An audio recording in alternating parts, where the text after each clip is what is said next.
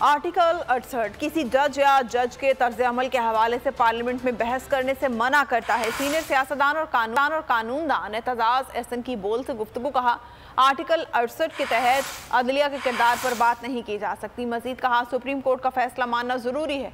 अगर हुकूमत फैसले को नहीं मानती तो तौहीन अदालत लगेगी। आइन में इलेक्शन कराने के लिए 90 दिन है। चीफ जस्टिस ने कह दिया है 90 रोज से आगे नहीं जा सकते।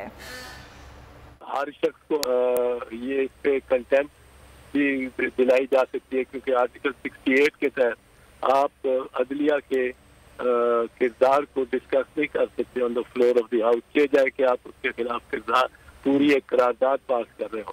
ये जो फैसला है ये सुप्रीम कोर्ट का फैसला है और इसको हर कोई मानने पे मजबूर है। ये अगर कि कहते हैं कि हम मुस्तरद करते हैं, फैसले को मानते ही नहीं, तो इनसे तौहीन अदालत एकदम लग जाएगी।